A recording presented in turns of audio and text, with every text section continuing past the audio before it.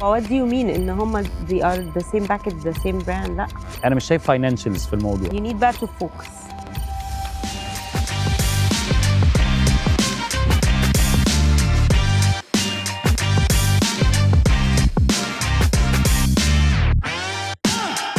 مساء الخير. أنا رغد pharmacy senior student at BUE. أول حاجة عايزة أقولها إن بجد thank you all for this opportunity وأنا I'm so blessed إن أنا الحمد لله وصلت this far to this phase. This is my brand name is Vortex. Beauty in every swirl. Vortex يعني دوامة.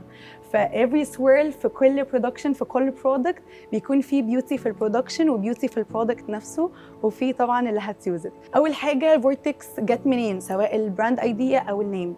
البراند ايديا كانت انا اول ما دخلت الكليه كان عندي so much skin problems طبعا mainly acne وبعدين بقى throughout years اتعلمت حاجات كتير قوي في الكليه خلتني اعرف اتعامل مع بشرتي ازاي وحسيت ان الفيجن بتاعتنا بولد قوي ان احنا مش عايزين بس نبقى سكسيد او التوب في اللوكال ماركت احنا عايزين نجو بيج عايزين نروح للميدل ايست لان سعودي ارابيا ودبي او الاميريتس كلها هم من اكتر الحاجات الماركتس الكونسيومينج للبيوتي برودكتس فان شاء الله نكسل في ايجيبت جو ميدل وان شاء الله to the whole world يعني انت كده بتقولي ان سكين كير سيلز السكين كير يس او سيلف كير يس فدي طبعا انفورميشن مهمه تبين ان البراند مش اد اون او حاجه محتاجه ابوشت لا هو الماركت از هانجري فور مور يعني the market needs more brands. طب هو الماركت كبير وفي براندز كتير وكده طب هل ده معناه ان مفيش بروبلمز لسه ما حدش لقى لها حل او مفيش جابس؟ طبعا في جابس وميجر جابس كمان. اول حاجه ان في very high prices للimported beauty products. اي برودكت بيجي من بره بيكون طبعا عليه جمارك وكوست عاليه جدا فبيبقى غالي جدا بيبقى مش affordable لمعظم الناس والجيرلز او Egyptian girls بقى specifically they deserve ان هم they own these products اللي بيشوفوها trends بيشوفوها بره بيشوفوها تيك توك وانستجرام they deserve this. زي مثلا الميلك ميك اب جيلي بلوش I don't know if you can see it بس يعني ب 3200 جنيه ف it's not reasonable ان احنا نباي a blush او a makeup product ب this price. فطبعا لو البرودكت دي قدرت تنتج في اللوكال ماركت بكوست اقل بالتالي هيكون selling price اقل فبالتالي هتبيع جدا بالذات انها ترندي قوي بره. تاني مشكلة إن هو في lack of innovation in brand بنلاقي كتير local brands بتكوبي كات each other يعني مفيش أي innovation مفيش حاجة new. sunscreens كتير مثلا فورمولا نلاقي مثلا بوبي انفينيتي ميلاتايم the same packaging the same sticker the same thing. we need more local brands to take the risk. معنا انفينيتي هم على فكرة عندهم كل الفورمولا في كل يعني لاينز mainly انفينيتي وبوبي عملوا كل الفورمولاز. يس يعني انا بقول ان البراندز الجديده اللي بتطلع مثلا ميلاتايم ما كانش معروف خالص ماشي. اول لما طلع عمل كوبي من برودكتس اوريدي موجوده في نفس البرايس رينج. خلي بالك ميلاتايم اول برودكت طلع السبراي الجل لا الجل ترانسبيرنت اوكي ما كانش حد عنده خالص الترانسبيرنت الترانسبيرنت then they copied اوكي. العكس بقى هو كل حد عامل كل الفورميليشن في السبراي في التنتد في الفلويد.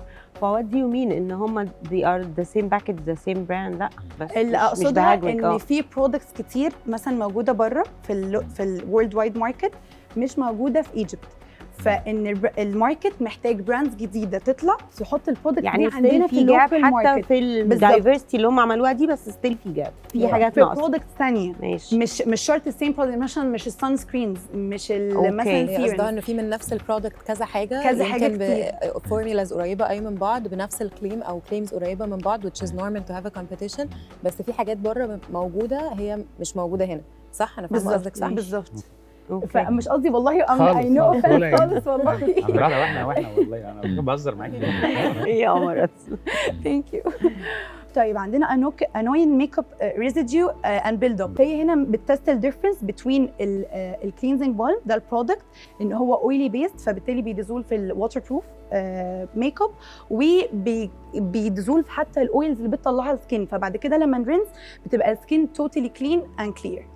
بعديها دول هير او uncontrolled فريز دايما شعر الهير فريزي حتى في الصيف في المصيف فالهير ميست اللي بتعالج المشكله دي يا اما بتكون ووتر بيز يا اما الكحول. الالكحول ده بيخلي الشعر يبريك، بيبقى فريزي اكتر، يعني مش بيبقى احسن حاجه. بينشف الشعر كمان. بالظبط، بينشف الشعر جدا.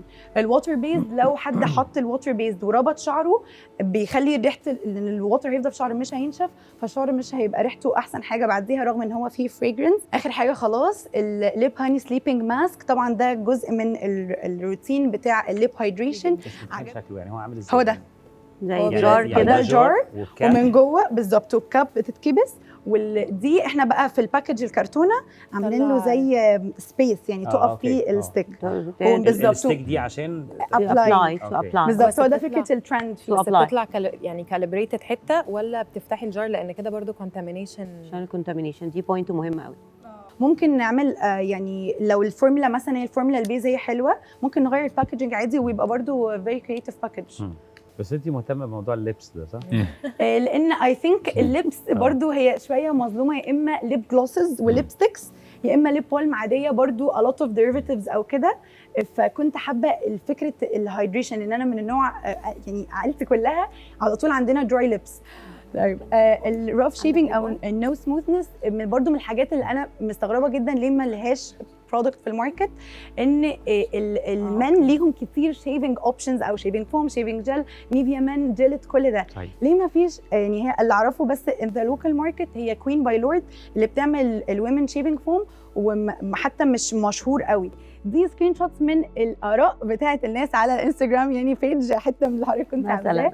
فطبعا ريفيوز كتيره قوي، يعني كتير ناس. طبعا انا حطيت اكتر حاجه بيها قلوب بقى وكده. بتتعاملي ازاي مع كومبلين؟ لما بيجي لك كومبلين بتعملي ايه؟ الاول عشان انا الاول كنت سمول بزنس فما كنتش حاسه ان انا محتاجه قوي ادي رد بروفيشنال اللي هو we have received your complaint. لا خالص، كنت مثلا بقول لها ممكن مثلا your phone number عشان كله on social media. ساعات الناس بتتعامل يعني احنا دايما في سيده بنقول المشكله مش في المشكله على فكره، المشكله انت هتتعامل ازاي مع المشكله، هترد بطريقه شكلها عامل ازاي نايس ولا هتتعامل بطريقه. لا انا ممكن ارد عليكي نايس وبعد كده ما اقعدش ارد عليكي، لا يعني تو بي كريدبل وريلايبل بشكل مظبوط، وان فعلا حقيقي حتى مش المشكله عمرها ما كانت في المشكله، المشكله في الرد، احنا هنتعامل ازاي او في التعامل مع المشكله يعني. تمام. ثانك يو. البرايسنج هو الفكره كلها ان افوردبل بريميوم. مثلا لاين ديرما اكتيف اللي هو ACC برضه بروديوسد باي ACC، بحس قوي فيه فكره افوردبل بريميوم، واحنا اللي بنستهدفه مينلي هو كلاس بي اند سي لمالتيبل ريزونز، ان هم تقريبا اكبر سيجمنت من الناس، فنستهدف ناس اكتر فبالتالي سيلز اكتر. happy بقى to receive any answer any questions. بصي انا يعني بصراحه يعني I'm very impressed بجد، البرزنتيشن خطير وانتي شاطره بجد تماما وفول اوف انرجي وباور بجد. يعني برافو. وللناس اللي بيبقوا زي حضرتك كده فبنبقى دايما خايفين عليهم بفكره الوش والابيليتي، عارفه صح. زي كفتين ميزان. الوش ان انا عايز اعمل حاجات كتير قوي قوي، بس الابيليتي بتاعتي لسه مش ماشيه معاها، فيا اما الوش عاليه جدا والابيليتي قليله فانا ببقى فرستريتد، يا اما الابيليتي عاليه جدا والوش قليله فبقى انسان بلا طموح. يعني احنا مش قادرين نشوف اي فاينانشالز ليه. هل بتعملي بي اند ال؟ احنا يهمنا ان انت وانت بتشتغلي وانت بتفكري وانت داخله جوه البروجكت بتاعك في بعض الاليمنتس موجوده عندك، دي فاندمنتالز لازم حاجات اساسيه دي تكوني دايما بتفكري فيها. فهل انت عملتي مثلا بي اند ال؟ لان طبعا في الاول كانت الفكره نوت اصلا سبورتد، مش متاكده انها تنجح. صحيح، وانت لسه بتدرسي يعني صغيره. فمثلا اكزامز فوقفنا، طب اجازه اوكي عالي.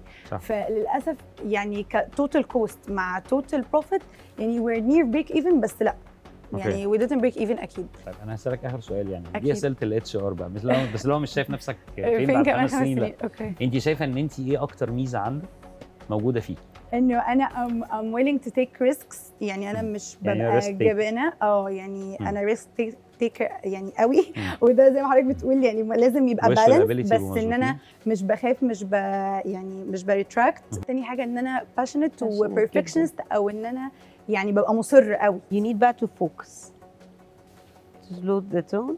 يعني انت عندك طاقه وحماس حقيقه فعلا، بس عارفه يعني this should be focused targeted. ما هو ده المفروض يعني ان شاء الله اللي انا planning ان هو ده الهلب انه I get. بصي انا قريبه منك جدا في السن، فحاسه بيكي فكره انك عايز تعملي كل حاجه في نفس الوقت. انا برضه قريب منك. ايوه طبعا. حاجه غريبه بس احنا جين زي بعض.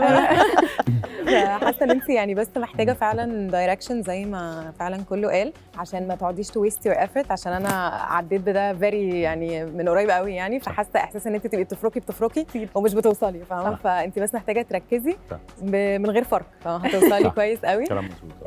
دي حاجه. تاني حاجه موضوع بقى الاويرنس، او ان انت want to raise awareness، فكره ان انت تعملي community for girls to understand especially الage اللي you're targeting to understand how to take care of their skin. فحاسه ال starting an initiative من عندك في البراند will build a very strong community تقدري تبيعي من هنا. فركزي اكتر، مثلا انت قلتي برضو على موضوع الشيفنج ده انه ما فيش كتير، لان هو البنات مش بتحب الشيفنج، فانت محتاجه تقنعي اساسا الاودينس او تفهميهم قد ايه why shaving is not as scary as it seems في awareness campaign not selling campaign، يعني مش عشان تبيعي الشيفنج كريم بتاعك، بس علشان تفهميهم انه ان شيفنج از يعني اوريدي كويس. فالاديوكيشن انت ساعتها تبقي زي افجر في الاديوكيشنال كونتنت، فالناس تثق في اللي انت بتبيعيه مش العكس، فاهمه قصدي؟ أيوة. بس other than that انت شاطره قوي قوي قوي، ويعني ان شاء الله you will be of a great position very soon ان شاء الله. ان شاء الله. Thank you so much. Thank you شكرا. so much بجد. super proud.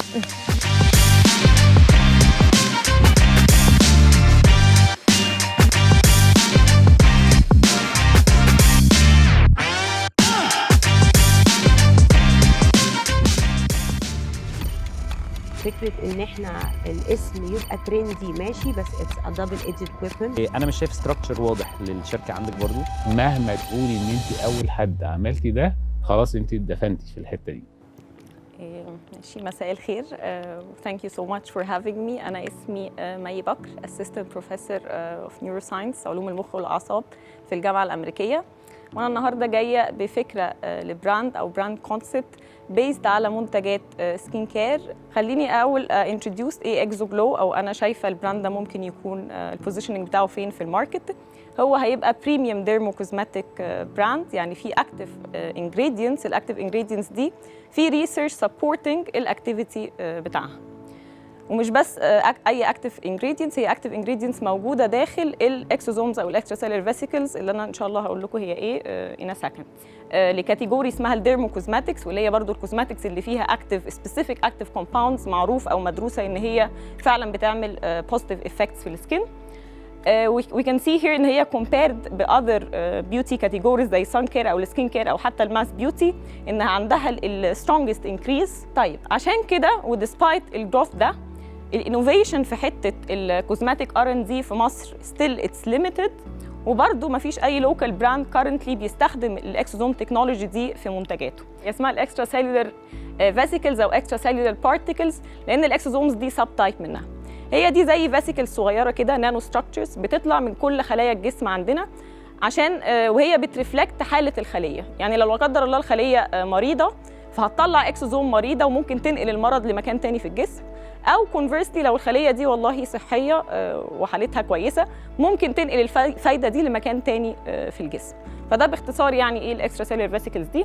عشان كده هتلاقوا ان استخداماتها دايما بتيجي من الخلايا الجذعيه، بياخدوا اكسوزومز الخلايا الجذعيه عشان معروف انها ليها فوائد كتير، او بيطلعوا الاكسوزومز دي من نباتات اللي احنا عارفين ان ليها فوائد للبشره. بالتالي هي بتطلع من مصادر نباتيه زي مثلا سنتلا اسياتيكا، بيعملوا مثلا منها كل النباتات، كل النباتات برضو خلايا النباتيه، من الالبان، يعني في برضو والالبان بالظبط صح كده مظبوط. للجلوبال ماركت انسايت برضو، مين الدوله اللي طبعا بتدومينيت الجلوبال ريفينيوز دي؟ هي اكيد امريكا، نورث امريكا، عشان عندهم طبعا ادفانسد R&D انفراستراكشر، يعني عندهم اصلا الادوات اللي تمكنهم ان هم يايزوليتوا ويبيوريفاي الاكسوزوم نانو بارتيكلز دي. واكيد طبعا عندهم significant biotechnology investments. they invest a lot in new technologies، وخصوصا لما تبقى very promising زي الاكسوزوم تكنولوجي. highly trusted in Egypt، او المصريين بيثقوا فيها، هي الديرماتولوجي كلينكس خصوصا في العنايه بالبشره دلوقتي، فممكن تبقى يعني وجهه ديستريبيوشن. وبرده ممكن نعتمد على الانفلونسرز والمايكرو كرييترز على الانستغرام والتيك توك. I think I'm almost done. يعني آخر سلايد قلت why ExoGlow. ليه ExoGlow؟ عشان it's not just another skincare brand. ExoGlow فعلا بتحاول تجيب حاجة جديدة وحاجة latest technology في السكين كير to the Egyptian market. I think it's also meeting the market opportunity. يعني it's all aligning somehow. وإن شاء الله يعني I'll be ready to lead this project. Thank you so much for having me here today. Thank you. Hey. ازيك يا مي؟ الحمد لله. الفكره هايله، ومش بس الفكره ان الساينس اللي ورا ده كله والموضوع، وانت حاطه ايدك على جاب واضحه جدا واحنا شايفين ده. يعني انت بانيه الموضوع كله على الساينس بالظبط. يعني لو انت حاطه 2000 قطعه في اول سنه، يعني ايه مش هتلحقي، انت لسه هتبتدي كده هتلاقي في 20 واحد دخلوا وبقوا موجودين في الماركت. ومهما تقولي طبعا مهما تقولي ان انت اول حد عملتي ده، خلاص انت اتدفنتي في الحته دي. فمحتاجه ان انت تدرسي الموضوع اكتر، ان انت اسرع بكتير جدا وبعدد يونت وبعدد SKU، يعني يبقى سريع جدا وعامل باز من اول سنه على طول. لكن الفكره هايله والجاب واضحه، محتاجه شغل كتير وسريع كده. شكرا يا مي. شكرا حضرتك. يا مي احنا فخورين ان انت موجوده معانا طبعا، وزي ما الدكتور احمد كان بيتكلم على البوينت، انا شايفه انها كتر خيرها وان هي غطت كل الاذر يعني ماركت بلان والحاجات دي، لان هو مش تخصصها، فطبعا هي محتاجه بارتنر معاها في الحته دي، لان احنا يعني هي از نيورو ساينتست ده ديبارتمنت من البيولوجي تقريبا ولا كليه ايه؟ انا في الجلوبال هيلث. طيب بما ان انت اكسبرت في الحته دي، انت كنتي دايليوتد شويه في شرح الاكسوزوم، يعني when it comes to the plant origin انا انبسطت، otherwise كنا هندخل في كريتيسيزم جامد. يعني فكره السيفتي او المانوفاكتشرنج او الاكستراكشن للهيومن سورس انها تبقى فعلا موجوده وانها تبقى effective وسيف، ده حاجه لسه مش اندر ريسيرش، هي بدات تبقى forbidden فعلا في يونايتد ستيتس. فالمفروض ان دي your part of study او your career، اسمها نانو فيزيكلز مش اكسوسوم. يعني هي بقى النومنكليتشر اجدد حاجه اسمها اكسترا سيلولار بارتيكلز مثلا. فواي نوت، شفنا نتائج حلوه قوي منها في الوايتنينج، فانا اي ادفايس يو ان انت كمان لو هتحطي سكيوز تاني يبقى وايتنينج رينج.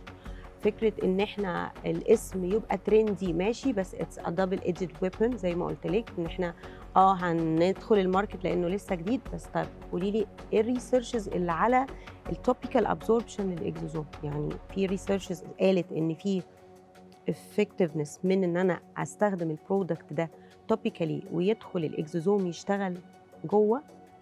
هي الفكره مش انه يعني انا ايم شور ان هو الايزوليتد برودكت كده احنا عندنا فريش في اللاب ده ليه ابزوربنس عالي، بس هي الفكره بقى اللي بيخلي وان براند يختلف عن الثاني الفورميوليشن. يعني انا هحط ايه حواليه وهسيبه فين عشان يفضل ستيبل، يعني يفضل يبقى ليه ابزوربنس. فدي بقى ده شغل R&D، يعني دي حاجات احنا حتى بنعملها عندنا في اللاب. بقول لهم احنا لما بنطلع حتى الاكسوزومز دي فريش تتحط على طول في نيجاتيف 80، بس اللي هيفرق فعلا واحد عن الثاني حته والله انا مهتمه اعرف يعني هل ده لو فعلا في ريفرنسز اتعملت على ايه؟ فور اكزامبل اتعملت على ايه؟ على توبيكال يعني اكسوزوم، يعني ايه؟ يعني السورس بتاعها كان ايه اللي موجودين في هيوج. هم عامه البراندز مش دايما بيقولوا ايه البلانت سورس اللي اخذوا بس بيسبيسيفاي بلانت كله بلانت. هي دكتوره امير عايزه تطمن ان هو بلانت بيست يعني بالظبط. هو ديفينتلي بلانت بيست، بس انا انيمال بيست مش يعني لا ديفينتلي بس بلانت بيست، لان انا عارفه حتى يعني انا اعرف حد في المانيا عندهم شركه للستام سيل بيست، فدي الاول هتاخد وقت ومش شهر ل3 شهور بتهيألي اكتر علشان نوصل بالظبط. فهو كتير عشان كده قلت احنا لو بدانا نعملها هنا لا هي هتقلب اكتر بايوتك كومباني، ان انا والله لا انا عايزه بقى اعمل حاجه جديده واشوف انا هايزوليت ازاي وهبيوريفاي ازاي وممكن اطلع لها افكتس ما حدش طلعها وتبقى باتنتد، او ان انا عشان اختصر يعني واللانش يبقى اسرع وممكن ان بارل برضه هتمشي في الطريق ده، بس هتطلعي حاجه بقى فعلا لا يعني اتس فيريفايد. حلو قوي. انا بحييكي تماما. الاكسوزومز حقيقه اتس فيري ترندي يعني، واحنا عندنا حتى في في البايب لاين. يعني انت هتلاقيني انا خابط في الموضوع ده لان اوريدي اتطلبت، لان بمجرد ما بقت حاجات بتطلع ترندز احنا على طول بنشتغل عليها. احنا نفسنا كان عندنا برودكت لسه منزلين مثلا كان على الPDRN، كان لسه لانش مثلا الشهر اللي فات، فاحنا دايما شايفين الموضوع ده. عاجبني قوي الفكره نفسها ان انت فكرتي وكنت شجاعه ان انت اختار ماده بشكل مظبوط. لكن عندي بقى كذا حاجه، يعني مثلا الاكسوزومز هي مشهوره اكتر مثلا لجان زي، يعني كل الريسيرش بقى انا بكلمك على بقى مش ساينتفك بس، انا بكلمك كمان على الماركت نفسه. يعني هي متوجهه اكتر لفكره الجان زي، وان الاكسوزومز دي از فيري فايرال، وبالذات في امريكا يعني تحديدا القماشه اكبر شويه او يعني السيجمنت اكبر شويه، فاحنا كده ماشيين بشكل مظبوط يعني. الحاجه بقى اللي انا عندي برضو سؤال ليها، ان الكوميونيكيشن عندك للحته اللي هي جو تو ماركت، انا يعني قلقان عليكي فيه برضه. يعني هي فكره ايه، الدكتور احمد قال على فكره مظبوط جدا، يعني هو مش اول واحد اشتغل على الحاجه هو اشهر واحد النهارده. ياما ناس بدات عملت افكار وحاجه زي كده وجت شركه اكبر عندهم امكانيات اعلى، عندهم مان باور اكتر، كفرج اكتر، كونكشنز اكتر، واخد الفكره اللي هي حد ستارت اب لسه بادئها وقدر يعمل لها كوميونيكيشن فبقت واصله. فبعد فتره انت نسيتي اصلا اي واز فاوندر على فكره دي كانت فكرتي، يعني فاهمه انا قصدي. لكن انا عاجبني الطريقه، يعني انت عالمه فعلا بجد واقفه قدامنا بجد، ودي بجد حاجه والله يعني اقول لك بامانه يعني اي ريلي ابريشيت. يعني انا مش شايف ستراكشر واضح للشركه عندك برضو، يعني مش عارف الشركه. طب انت النهارده لما انت قلتي انا هبيع 2000 قطعه مثلا، الستراكشر يعني كبدايه يعني انت هتبقي بتاعت لوحدك؟ الموظفين. والله مش لوحدي قوي، يعني انا when I thought about this I thought about it مع تيم من عندنا في الجامعه شغالين معايا كده في الريسيرش، وفكرنا ان احنا والله ممكن في يعني huge potential و huge application للفيلد اوف cosmetics. عشان كده اوكي، يعني لسه دي مش كامله بالنسبه لك الصوره بالظبط واضحه في حاجه زي كده، لانك انت خلي بالك انت مهتمه بالجزء بتاع الساينس وذس فاين طبعا. وانا دايما مقتنع ان احنا دايما نبقى متاثرين بالحاجه اللي احنا بنبقى بنشتغل فيها. صح بالظبط، يعني اون ديلي بيزس ده حاجه اكيد، بس مهم جدا الجنب الثاني، لان زي ما بقول لك انت ممكن تبقي اول واحده بس مش هتبقي اشهر واحده. صح، فده مهم جدا، لازم يبقى الاستراكشر ده تبقي متاكده منه تماما. realistically I want يعني I lean more towards being ان انا humble. طبعا انت يوش ان انا والله احقق حاجه فوق الارقام دي، بس قلت realistic speaking ان هو it's not for everyone. يعني مش كل حد يعني هيفهم قوي طيب. ده ايه. حته الكوميونيكيشن هي حته مهمه جدا، هي جاب عندك محتاجه انك فعلا تظبطيها، وحته الاستراكشر برضو شيء مهم جدا، ومن اكتر الحاجات اللي بتخلي الناس تصدق الترند، وان هو لان هي ماده جديده ولسه الناس لسه مش شايفاها كتير او كده. هي فكره ان ممكن تبقى الفيديوز والحاجات الديجيتال اكتيفيتي اللي بتتعمل يبقى ليها علاقه باليوزج، شكل السكين شكله بقى عامل ازاي بعد استخدام معين. بصي انا بحب قوي اي حاجه ساينس دريفن، فاي سي ا فيري بيج بوتنشال ان ات. بس هقول لك حاجه يعني انا مقتنعه بيها قوي عشان I've researched a lot into functional medicine و regenerative medicine و this is where the world is going. اكتر حاجه شايفاها ان انت محتاجه تتيك it to a biotech company. طبعا يعني طبعا في cosmetics it has a huge effect وحلو قوي، بس الموضوع فيه حاجات اكبر كتير كبوتنشال. فحاسه ان انت start from here بس افتحي الموضوع فعلا على البحري على الاخر. حاولي لا you're absolutely right، بس انا I didn't want to pitch for a biotechnology company، بس انا I know يعني ان في huge potential ان هي تقلب بالظبط، لان انت ما دام عندك النو هاو بتاع extracting الحاجه this is a huge edge. بس انت محتاجه ماركتير خطير، محتاجه ماركتير جينيوس ماركتير علشان يقدر يقنع الناس بالذات في مصر في ماركت it's not very science backed. فعشان تعرفي تدخلي حاجه كده في حته كوزماتيك محتاجه تفهمي الناس كويس قوي where you're coming from من ناحيه الساينس. بس ان شاء الله ربنا معاكي. متحمسه قوي لحضرتك. شكرا جزيلا. برافو.